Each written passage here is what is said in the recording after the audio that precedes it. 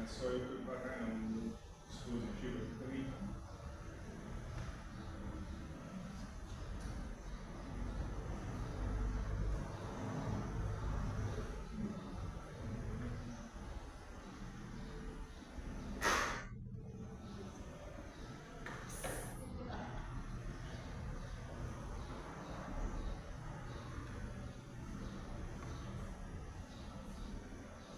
Enquanto ele carrega aqui, meus irmãos, domingo passado, né, a gente começou a falar sobre o credo apostólico, né? A gente estava falando que o credo apostólico é aquele famoso creio em Deus Pai, Todo-Poderoso, Criador dos céus e da terra.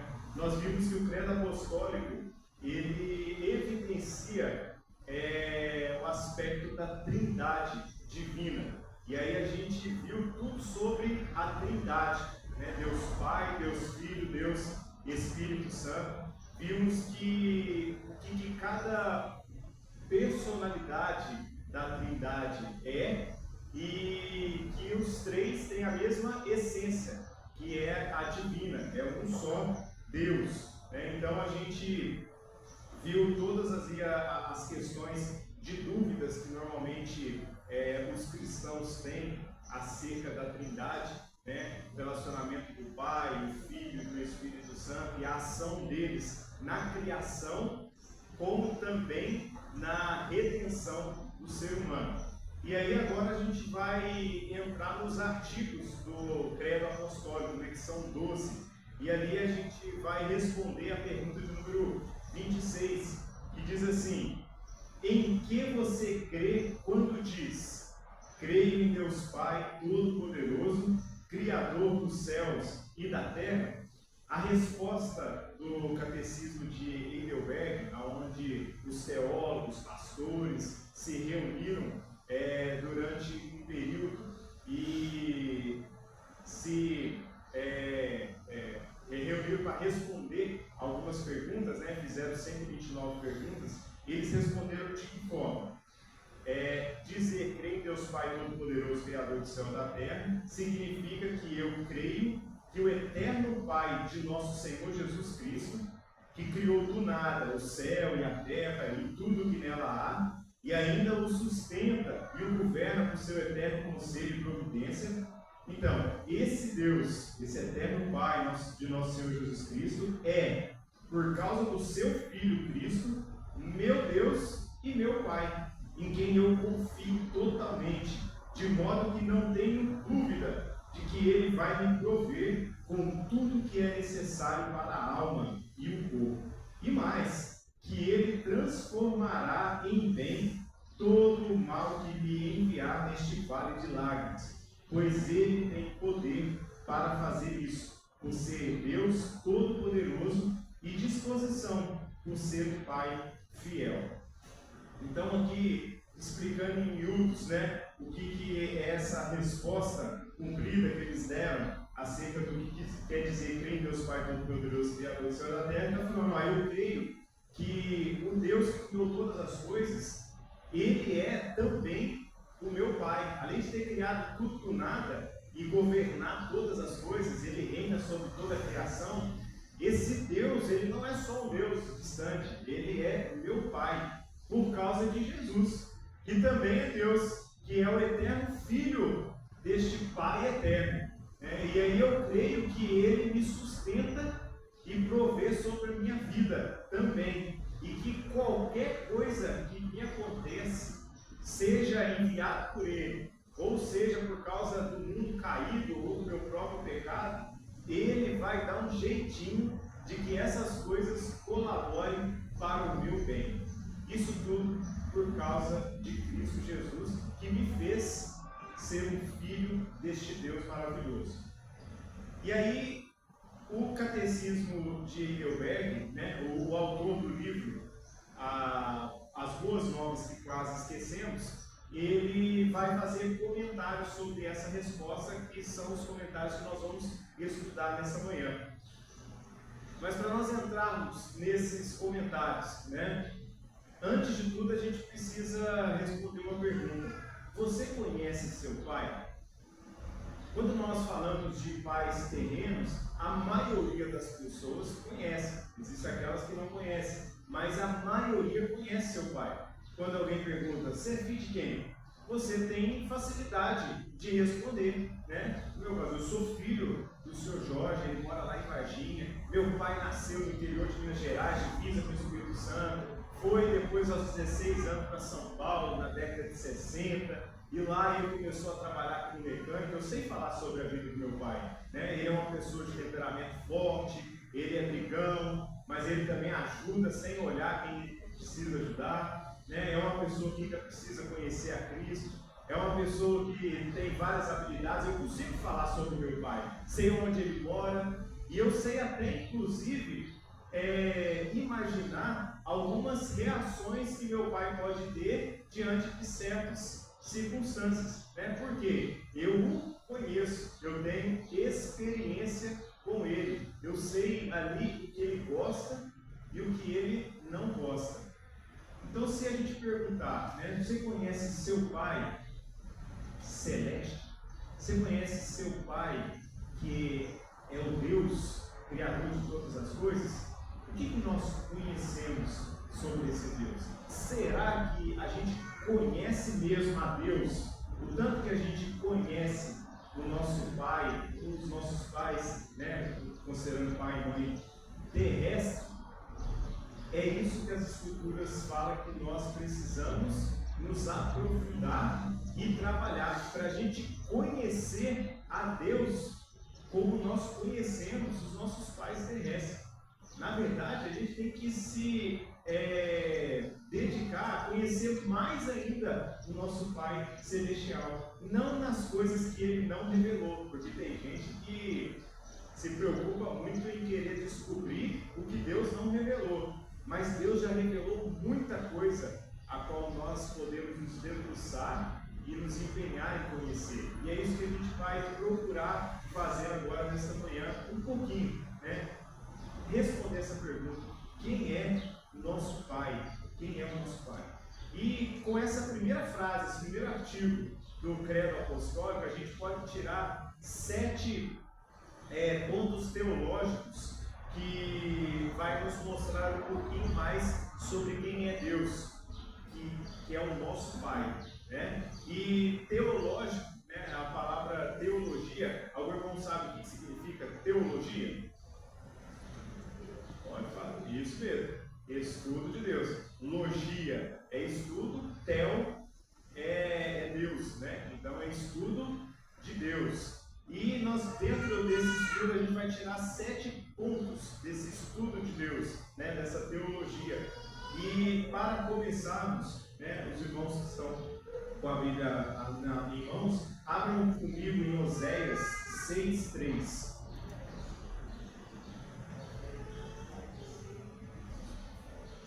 Quem encontrar primeiro pode ler em voz audível. Oséias 6, versículo 3. Nós vamos ver que a Escritura, o próprio Deus, ele fala: ei, meu filho, conheça a mim, né? Venha, me conheça, me experimente, tenha experiências comigo, venha saber o que eu gosto, o que eu não gosto, o que eu quero para você. Oséias 6, versículo 3. Conheçamos e prosseguimos, e conhecer ao Senhor como a alta, assim profunda, é certo, e Ele descerá sobre nós como chuva seróide, que rega a terra. Muito bem, ele fala o que? Para a gente conhecer e prosseguir em conhecer o Senhor, né? E em João 17:3 fala assim: e a vida eterna é essa, que conheçam a Ti, o único Deus verdadeiro, e a Jesus Cristo, a quem enviaste.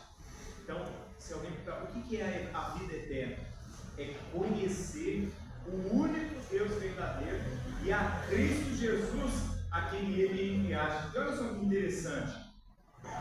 Fala que a vida eterna é essa. Por que o apóstolo João falou que a vida eterna é conhecer a Deus e a Cristo, a quem Ele enviou? porque nessa vida aqui a gente tem condição de conhecer um Deus eterno? Não. O que a gente vai precisar? Quanto tempo a gente vai precisar para conhecer alguém que é eterno?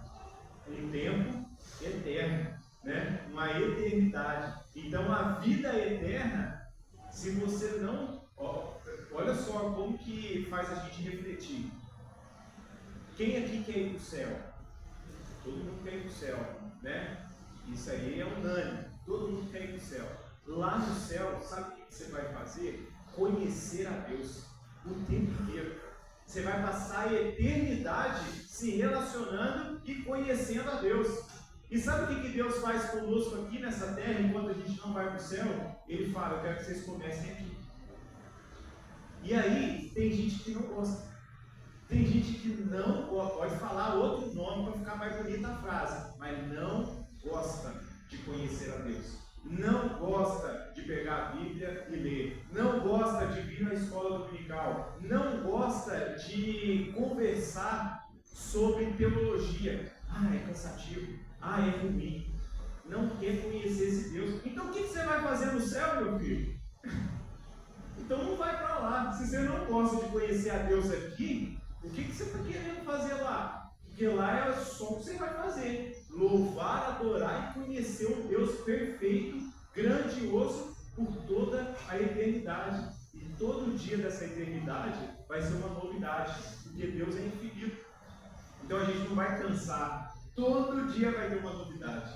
Todo dia vai ter algo novo e nós vamos nos maravilhar a cada instante na presença do nosso Deus. E Ele nos convida para nós fazermos isso o quê? Agora.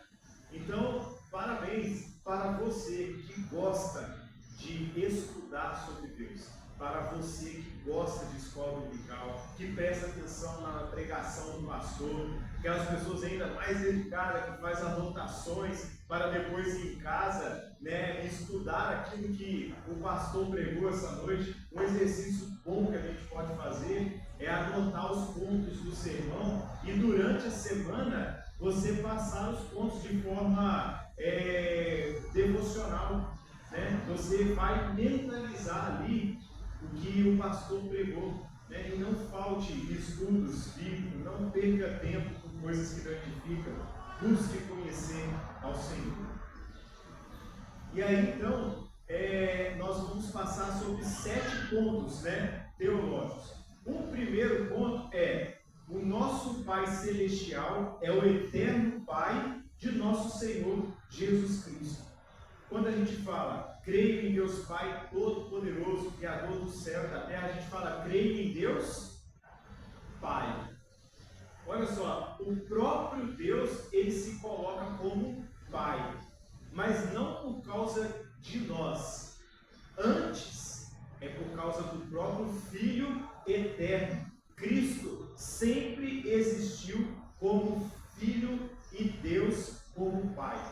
Desde antes da fundação do mundo, desde antes da fundação do mundo, Cristo já era o Filho eternamente gerado do Pai e Deus já era o Pai de Cristo Jesus. Jesus é chamado de Filho, o que lá em João 3,16? Qual que é o termo que a Bíblia fala sobre Jesus? Porque Deus amou o mundo de tal maneira e deu o seu Filho unigênito. O que significa unigênito? O único gerado. É o único gerado. Porque nós somos filhos de Deus, assim nós cremos. Mas nós somos gerados de Deus? Não. Nós não fomos gerados de Deus. Nós somos o quê? Criaturas de Deus. Nós fomos criados por Deus. Jesus não. Jesus, ele é gerado eternamente de Deus. Olha só uma definição bacana que diz assim: porque ele é o único Filho de Deus, sendo gerado por Deus Pai, e ele não foi criado. Sua divindade significa que ele é o único que procede do Pai, com a mesma essência e forma. Lembra quando nós estudamos a Trindade? Né? O que faz a Trindade ser um único Deus? A sua essência divina. Né? E E Jesus, ele é o único filho que procede do Pai com a mesma essência divina. A palavra unigênito significa o único gerado, ou o único de sua espécie. Descreve a relação eterna e única que Cristo tem com o Deus Pai. Sim? Hã?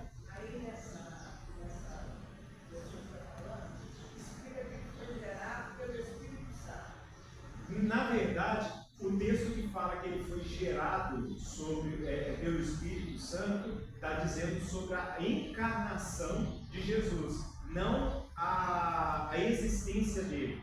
Porque a gente tem que entender que Jesus, ele teve um início. Qual foi o início de Jesus?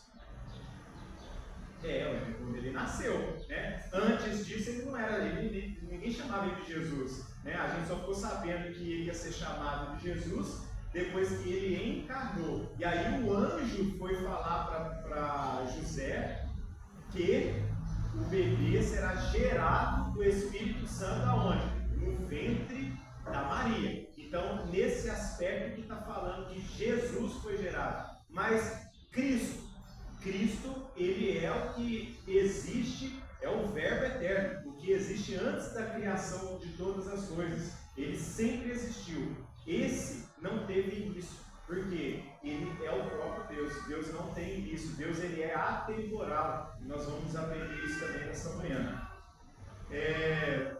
Segundo ponto, Deus criou o mundo do nada. Deu início a todas as coisas do nada, né? Ele deu início ao tempo, à matéria e ao espaço. Deus, ele está fora do tempo, da matéria e do espaço, porque ele criou isso. Está lá em Gênesis 1. O que está escrito em Gênesis 1? No princípio, Deus criou a terra e os céus e a terra. Então quer dizer que Deus, o que está querendo dizer? Que Deus, ele criou os fundamentos que descrevem a realidade. Porque quando nós estudamos física, a ciência diz que os fundamentos essenciais para a realidade são o tempo, a matéria e o espaço. Tudo está condicionado ao tempo, à matéria e ao espaço. Nada do que a gente conhece nesta terra está fora do tempo, da matéria e do espaço, né? Isso compõe a realidade. A única coisa que está fora disso é o próprio Deus. E olha só que interessante, Deus, ele colocou a sua assinatura em toda a criação. Nós aprendemos que Deus, ele é o quê? Ele é 3 em 1. Ele é Deus Pai, Deus Filho e Deus Espírito Santo. E olha só como é que Deus foi caprichoso em colocar a digital dele em toda a criação. Quais são os elementos fundamentais da existência, né? É o tempo, a matéria e o espaço. O que é o tempo? O tempo, ele é dividido em passado, presente e futuro. 3. A matéria, ela é dividida em quê? Sólido, líquido e gasoso. O espaço, ele é dividido em quê? Em comprimento, altura e largura.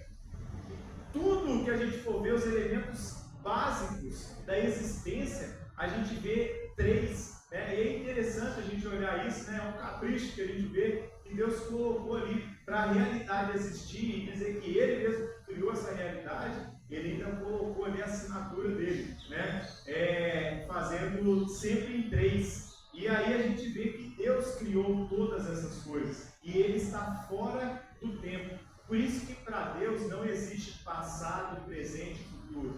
O tempo, a realidade, está diante de Deus como o meu tablet ou esse móvel está na minha frente.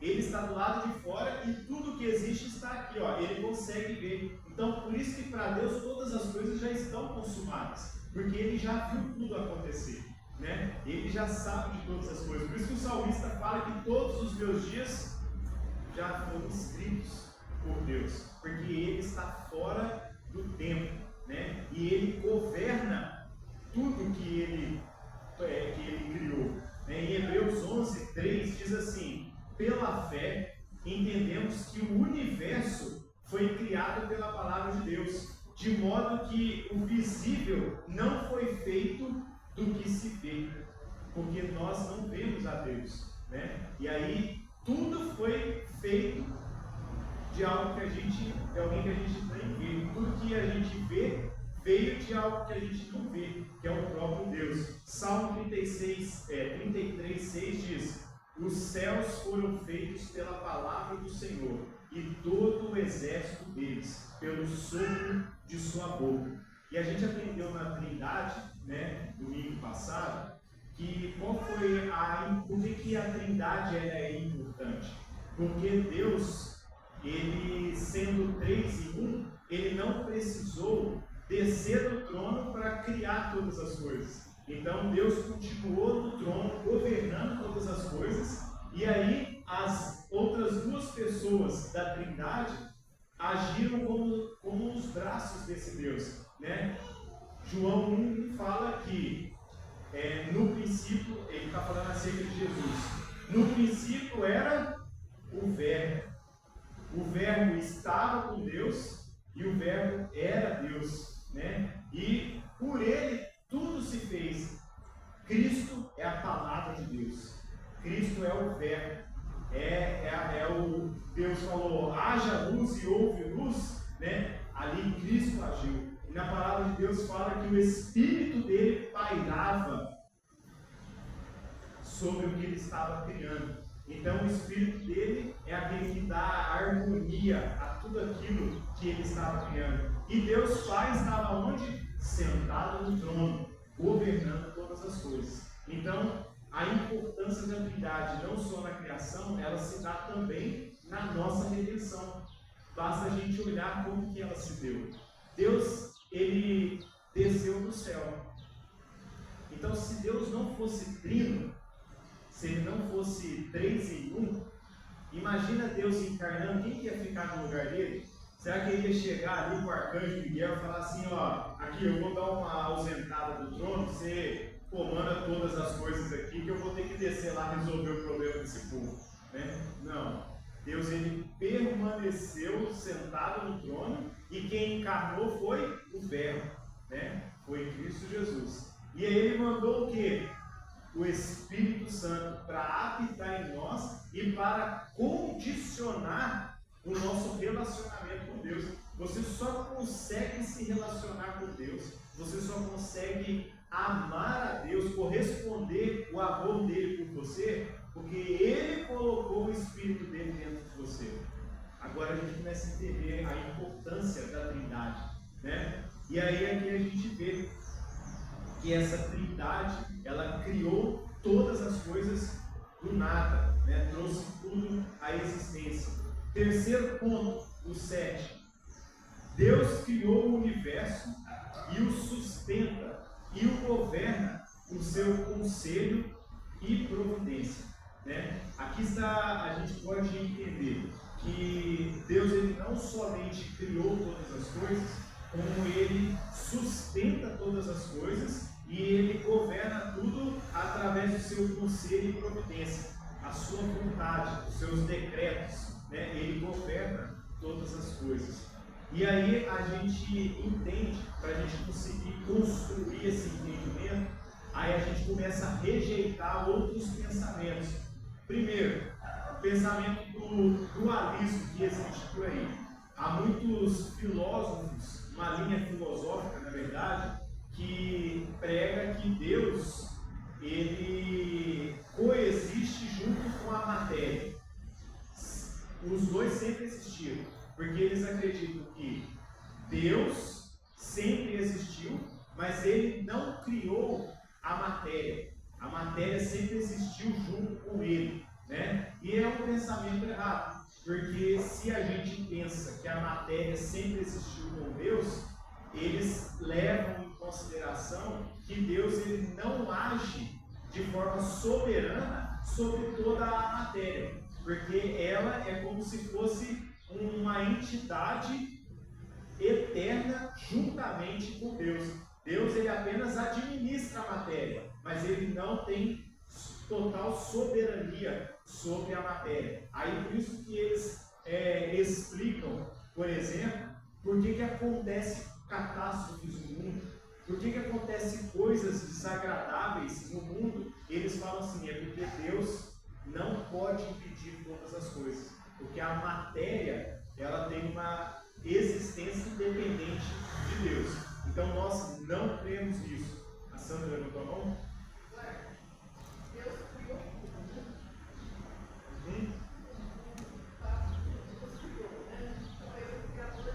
Sim.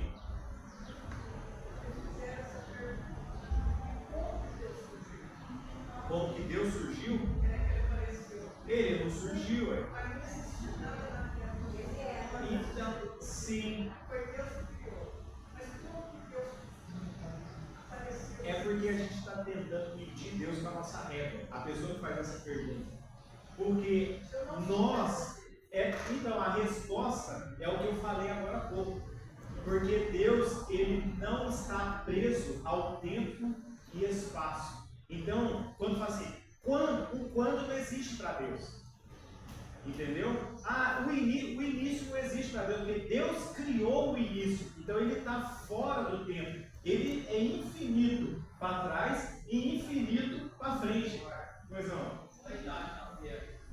Olha, ninguém sabe precisar, né? O que a gente tem que entender?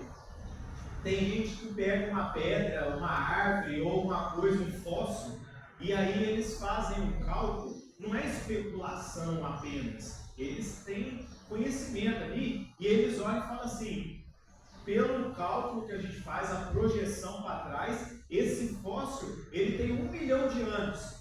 Aí a gente fala assim, então quer dizer que a Terra tem mais de 1 milhão de anos?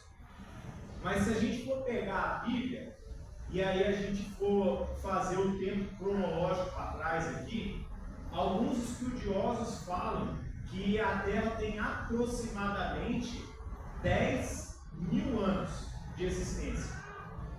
Então como é que acontecem essas coisas? Como é que eles conseguem? A gente crê, aí tem aquela linha de pensamento que crê que Deus, ele criou todas as coisas do jeito que ele quis. Ele poderia muito bem ter criado uma montanha já com aspecto já de mais tempo de existência. Como ele também criou o homem já adulto. Ele não criou um embrião, né? Ele já fez o homem ali com uma idade, vamos colocar ali uns 30 anos de idade, né? Um aspecto ali de 30 anos ali. Então ele poderia já ter criado uma montanha, árvores, tudo já com uma idade avançada, né? Então a gente não sabe dizer quando que Deus criou. E a gente não tem como precisar esses 10 mil anos, porque tem um período de Gênesis ali, da criação, que aí os teólogos divergem. Porque tem gente que considera que os 6 dias que Deus criou todas as coisas foram literais, foram 6 dias mesmo. E tem gente que crê que esses 6 dias são representativos. Na verdade, foram eras, né? E Deus depois, porque eles falam assim, não, porque para Deus um dia é como 1000 anos e 1000 anos como um dia, né? Então tem essas duas linhas de pensamento. Meu Deus, qual que é o certo? Eu falo assim, não sei, não quero saber também, não tem necessidade nenhuma de saber, né? Por quê? Isso daí não diz respeito mais ou menos de quem é Deus. Só mostra que ele é um ser muito maior do que eu, né? E eu tenho que me focar em quê? Em conhecer aquilo que Deus revelou. Porque tem muita gente que preocupa demais, tem gente que liga há anos para responder essa pergunta, né? Para responder a pergunta da Sandra. Tem gente que está ali escrevendo livros, artigos, e fala assim, gente, mas para que você vai querer descobrir algo que Deus não revelou? Tem tanta coisa revelada na Escritura que a gente precisa aprofundar e a gente está perdendo tempo com aquilo que é irrelevante, né? Se vamos estudar a eternidade com Deus, né? Então nós iremos aprender muita coisa. Então, muitas coisas que não sabemos vai estar dentro disso, né? Com certeza, né? Uma resposta boa quando alguém faz uma pergunta dessa, né? Fala assim, ó, aqui, Hoje eu não tenho essa resposta e acredito que ninguém tem. Por isso que eu estou indo para um lugar que lá eu sei que eu vou escutar isso. E lá eu vou aprender. Se você quiser saber, já entregou sua vida para Cristo Jesus, né? Porque esse é o caminho para todas as respostas ali que a gente tem hoje, né? Que a gente vai passar a eternidade inteira conhecendo a Deus. E aí eu tenho certeza que lá muitas perguntas nossas vão ser esclarecidas, não é mesmo? Sim. Mas no princípio era só água, né? Não era nada. Não era nada? Nada. Não tinha terra, água, nada. Não, Deus criou isso. Deus criou isso. Foi criado tudo por Deus. Sim, por isso que Deus criou todas as coisas do nada. Ele Não pairava, existia nada. pairava. Não, ele pairava depois de ter criado. A gente não pode esquecer a ordem da criação, né? No princípio, Deus criou o céu e a terra. Entendeu? Então, no princípio, ele criou. Por isso que nós somos seres ilimitados. O próprio apóstolo Paulo, que é tido como o maior teólogo que passou aqui na terra depois de Cristo, né? O próprio apóstolo Paulo, em Romanos, quando ele começa a descrever sobre Deus, ele dá uma pausa e fala assim: ó, grandeza, riqueza de sabedoria, quem pode conhecer o Senhor? Né? Ele mesmo fala que é impossível a gente tentar medir e conhecer a Deus. Também não sabemos. Deus guardou e pôs um anjo lá. E não vai falando que o anjo está com a espada grande. Não, ninguém sabe. E quem fala é o mentiroso. Porque Deus escondeu, pôs um anjo com a espada. Se alguém tirar a foto com o anjo e falar assim: achei no jardim do Éden, então o anjo está lá ainda, né? Guardando até hoje. Né? Então a gente não sabe. Não sabe. E quem falar assim: eu acho que sei, fanfarrão, né? A gente precisa preocupar com isso. Terceiro ponto foi esse. O quarto ponto agora. O Criador do Universo, ele é meu Deus e também é meu Pai. É isso que nós falamos. Creio em Deus Pai. Né? Além de ser Deus que criou todas as coisas, ele também é meu Pai.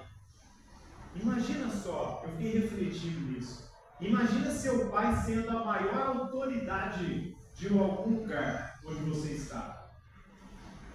Eu fico imaginando quando a gente é criança, né? E o meu pai, numa certa fase da vida dele, ele teve uma empresa. E aí ele tinha lá alguns funcionários. E eu lembro criança, eu entrava na empresa, né? E aí todo mundo me chamava de Jorginho, né? Meu pai chama Jorge, ô Jorginho, ô Jorginho. Eu entrava lá falando assim, na arrogância de toda criança, né? Meu pai não se tudo aqui, ó. Eu posso ir em qualquer lugar aqui, que meu pai que manda aqui, né? Se meu pai quiser falar assim, ó, você pega aquilo ali e vai fazer, ele manda, né? Eu descobri isso da pior maneira, que quando eu fiz 14 para 15 anos, eu fui trabalhar lá, né? E meu pai, a primeira coisa que ele falou para eu, olha que ignorância, ele tinha um escritório e tinha a peãozada, né? O chão da fábrica. E aí eu fui com a roupa até boazinha, né? Para ir trabalhar, porque eu falei assim, meu pai vai pôr eu para trabalhar no escritório. Aí na hora que eu cheguei, meu pai falou assim, aqui, vassoura, rodo, pano de chão, balde, produtos de limpeza. Na hora que você terminar o banheiro, depois você me procura que eu vou passar outras coisas para você. Eu fiquei quase que o ano inteiro só lavando o banheiro e varrendo a empresa, né? Aí eu descobri que realmente ele mandava em tudo lá, sabe? Mas aí, imagina só, a gente chega e fala assim, nossa, meu pai faz e acontece aqui dentro. Meu pai tem domínio sobre essas coisas. A gente fica até o quê? Tranquilo. Você está num lugar, você tem confiança que o seu pai, ele está conduzindo aquilo. E, gente, o nosso pai é Deus. Porque a gente fala assim, Deus é o nosso pai. Beleza, mas fica um pouquinho distante. Se a gente pensar assim, vamos filosofar aqui. Deus é o nosso Pai. Agora imagina, o meu Pai, Ele é Deus.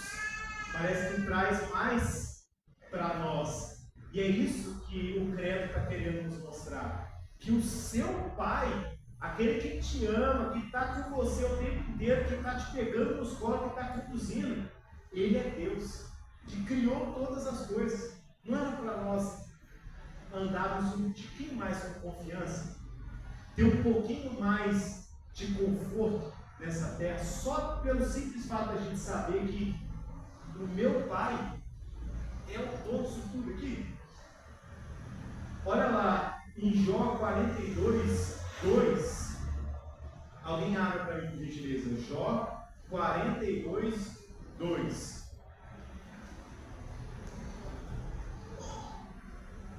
Pensei que tu podes, e nenhum dos teus planos pode ser frustrado.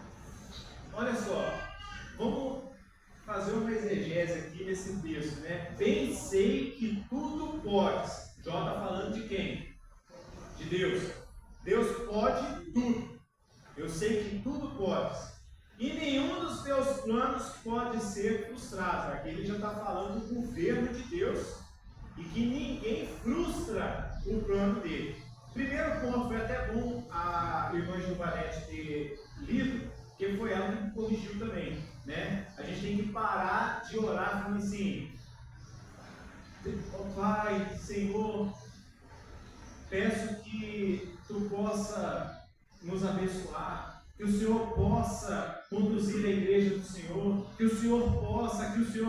A gente não tem que pedir que Deus possa, Ele já pode, né? Então não tem nada que Deus não pode.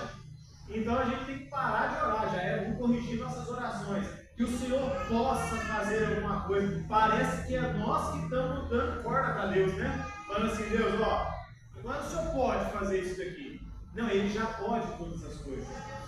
Aí Ele pode falar o quê? Se Deus, que o Senhor venha fazer, que o Senhor age, que o Senhor conduza com a tua boa vontade, né? Que o Senhor atenda a nossa súplica. A gente tem que aprender, porque na Bíblia a gente não vê ninguém orando, pedindo, falando isso, né? Que o Senhor possa fazer alguma coisa. Então a gente tem que orar já como Jó orou: Senhor, Tu pode todas as coisas, né? E nenhum dos Seus planos pode ser frustrado. Aí a gente fica pensando: nossa, nenhum plano de Deus pode ser frustrado. Então por que acontece tanta coisa? Ué, mas será que Ele então planejou que Adão e Eva pecassem e o pecado entrasse no mundo, né? Aí quando a gente vê sobre planos de Deus frustrados, a gente tem que entender que a vontade de Deus ela é dividida em dois aspectos: os decretos de Deus e os preceitos de Deus. O que isso significa? Decreto de Deus: tudo que Deus decretou vai acontecer. E Ele decreta coisa que Ele não gostaria que acontecesse. É como se fosse, por exemplo, um pai que está com um filho doente e o filho precisa passar por uma cirurgia. E aí, o pai, ele quer que o filho passe pela cirurgia, mas ele não gostaria que o filho passasse pela cirurgia. Entendeu? Como é que é a vontade decretiva de Deus? Só que os preceitos de Deus, a vontade decretiva, ninguém pode frustrar. Está decretado, vai acontecer. A outra vontade de Deus, que é a preceptiva, Aline, você pode guardar para esse canal que chamou antes. É 10h35, 6h10. Tá bom, obrigado. Ele vai chamar. Foi, ele está ansioso, cara. A vontade preceptiva de Deus, que são os preceitos, a lei de Deus, essa a gente frustra. Porque Deus fala: não minta, e a gente mente. Deus fala: não mata, e a gente mata. Então essa a gente frustra. E não é essa que Jó está falando, né? Os planos de Deus não são frustrados. Acompanha a tia.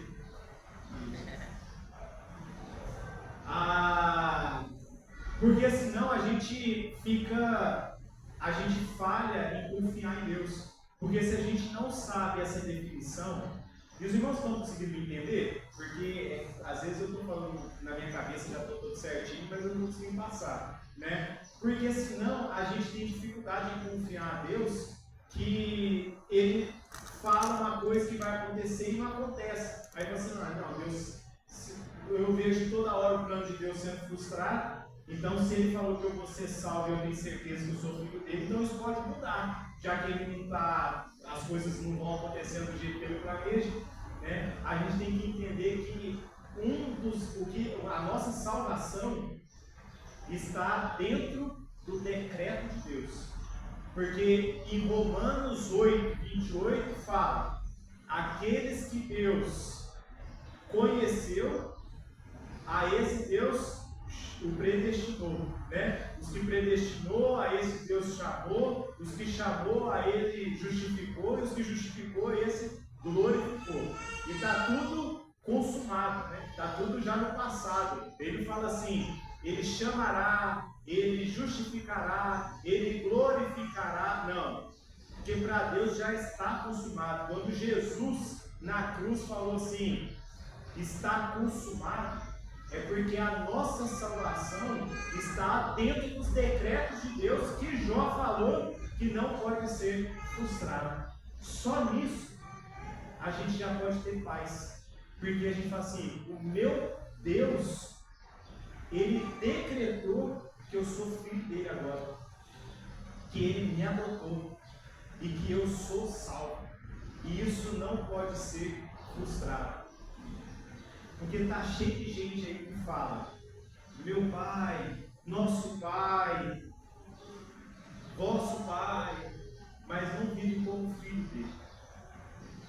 E quando a gente conhece a Deus, sabe quem Ele é, o que Ele fez e como que Ele age, a gente tem que viver como filho dele, viver com confiança e viver com certeza de que nós, como nós cantamos aqui, seremos levados por Cristo Jesus.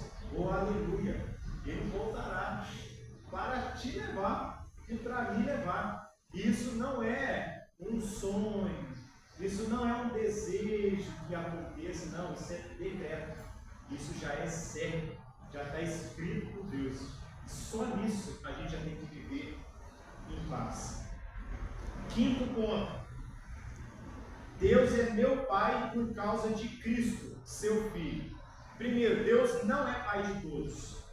Isso aí choca um monte de gente, porque eles falam que todo mundo é filho de Deus. E Deus, Ele é Pai de todos. Negativo. A palavra de Deus não fala que Deus é Pai de todos. Ele é Deus sobre todos, embora muitos não adorem.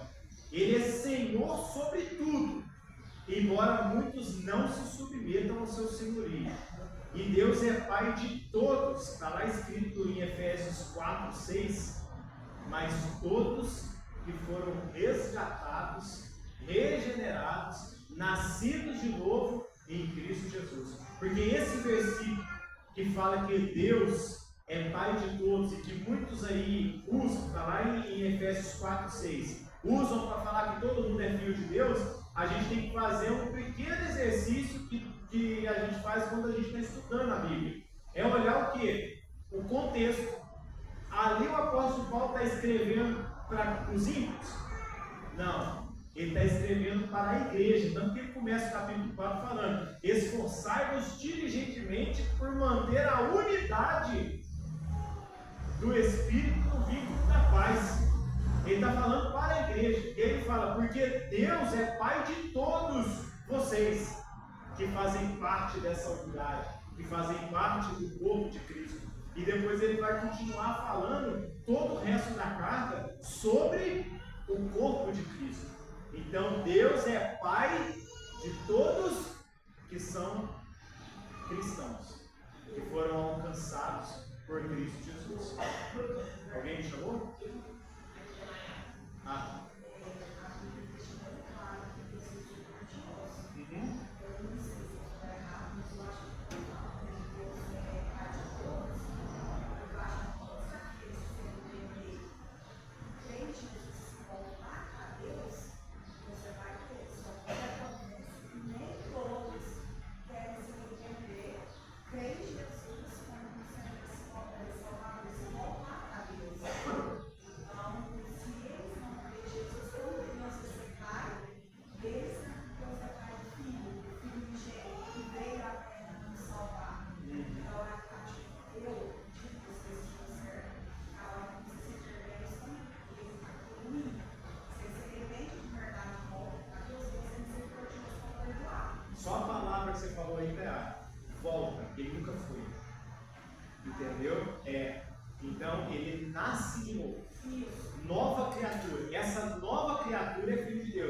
Porque lá em João 1,12 fala: todos quantos o receberam, deu-lhes o poder de serem feitos filhos de Deus.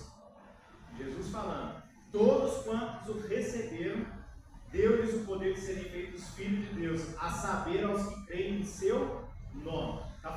João está falando acerca de Jesus, né? Todos que receberam Jesus, aí eles foram feitos filhos de Deus. E quem não recebeu Jesus é o quê? Filho da ira. Está lá em Efésios 2:4, se eu não me engano, fala que antes nós estávamos mortos nos nossos delitos e pecados, e nós éramos, por natureza, filhos da ira de Deus. Então nós éramos inimigos de Deus. Então Deus não chama quem não está em Cristo Jesus de filho, Ele chama de inimigo, né? Porque Deus não manda nenhum filho para o inferno. Essa é a verdade. Não tem nenhum filho de Deus no inferno.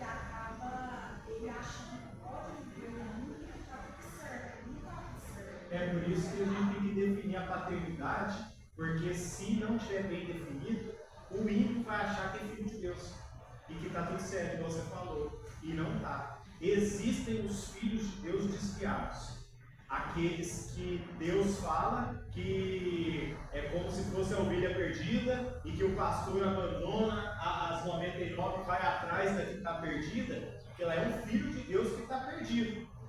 E aí Deus, Ele vai atrás.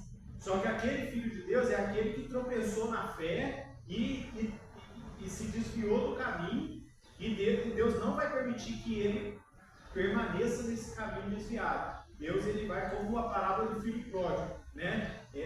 Vai tocar no coração dele e ele vai retornar para a casa do pai. Só que quem nunca foi filho de Deus, Deus fala o que para ele? Tem o Evangelho. Se ele receber Cristo Jesus, ele vai virar filho de Deus. E quem toca no coração dele é o próprio Deus. Por isso que nós precisamos evangelizar a palavra de Deus. Por isso que a gente precisa anunciar. E quem converte é o Espírito Santo. E aí a gente pode estudar isso numa outra aula. Deus não escolheu todos para salvar. Porque se ele tivesse escolhido todos para salvar, não haveria inferno. Porque ele ia salvar todos. Mas a palavra de Deus é muito clara em dizer que existe inferno, existe condenação, e existem pessoas que já estão sofrendo lá e que vão sofrer ainda mais depois da vinda de Cristo. Então nós entendemos que Deus, ele escolheu os seus filhos. Nós devemos ser gratos, porque nós fomos escolhidos. A gente não pode viver deprimido porque o outro não foi escolhido. A gente tem que falar assim, eu não sei. A gente tem que perguntar, por que Deus não salvou o fulano de tal? A gente tem que perguntar, por que Deus me salvou? Porque eu sou tão ruim quanto ele. Né? É graça de Deus. Peça.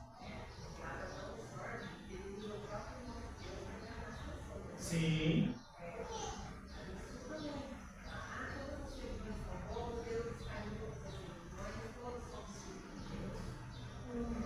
Exatamente. Faz a pessoa ficar confortável. Sim. Ele não receber realmente, né? Batismo, transformação, largada da palavra. Exatamente. É isso mesmo, ele quer enganar, ele quer ter vários ateus, ele quer ter vários falsos cristãos. Né? Vanessa, a gente encerra o próximo tempo e depois eu falo os outros 2 pontos na última Tem aula. uma amiga que ela é de dentro da igreja, mas ela é aquela pessoa morna que não decide, sabe? Tanto que ela, quando eu fui batizar, ela falou pra mim assim que ela não aceitava batizar porque ela não conseguia morrer para as coisas do mundo e vir para Cristo. É verdade aquele negócio que a gente fala assim, que a pessoa que tá em cima do muro, ela já é do inimigo. Quem é dono do muro é o diabo. Ah, tá. É. Então, tipo assim, uma pessoa igual ela, ainda mais que conhece, mas ela não decide vir para Deus, ela já tá. Ela precisa passar pela conversão. Ô Matheus, se puder chamar essa criança para mim, que eu já vou encerrar aqui, por gentileza. A gente tem que passar pelo novo nascimento e morrer. Quando Jesus fala, toma a tua cruz e me siga, cruz significa o quê? Morte. Cristo está falando, morra para a sua natureza, morra para você, morra para as coisas desse mundo e nasça de novo. Por isso que ele falou para Nicodemos, né? Se você não nascer de novo, de maneira nenhuma, você vai entrar no reino do céu, não tem como. Você vai entender das coisas espirituais, você precisa morrer para a sua natureza. Então a pessoa que fala assim, eu não consigo abandonar o meu pecado, eu não quero abandonar esse pecado, a melhor palavra seria essa, é porque ela ainda não quis se entregar para Deus, ela ainda não pertence a Deus. Né? E aí isso é um perigo. E o diabo quer exatamente que as pessoas fiquem nesse limbo, né? De achar que pertencem a Deus e na verdade não pertencem a Deus. Era o que acontecia com os fariseus. Jesus criticava demais eles porque eles se diziam filhos de Deus. Ele falou assim, nosso pai é Abraão. O que Jesus falou para eles? Vosso pai é o diabo. Jesus não brincava não. A gente fica com medo de escolher as palavras e aí a gente deixa de falar a verdade. Entendeu? Por isso que Deus fala que o pai da mentira é quem? É o diabo. Então se a pessoa é uma mentirosa, que é aquela que pratica a mentira sem se arrepender, o pai dela não é Deus. E Deus, ele não assume filho de outro pai não. Entendeu? Então é isso aí. A pessoa, tem que entender qual lado está. E o diabo quer enganar ela. É o que a peça falou. Quer fazer com que ela ache que está certo, né? Ah, não, a sua religião é boa, ela te leva para o céu. Precisa abandonar o seu pecado. Esse é o erro. Né? A gente tem que pregar, sim, santidade, renúncia, a graça de Deus, mas também a ira de Deus, como a gente viu no início da nossa série, né? A depravação total e a ira de Deus sobre o pecador, né? O pecado, melhor dizendo, e sobre o pecador não arrependido.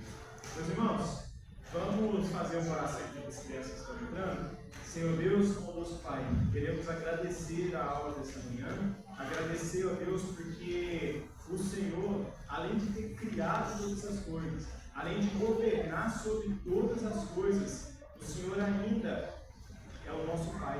O Senhor ainda nos escolheu para sermos filhos do Senhor em Cristo Jesus.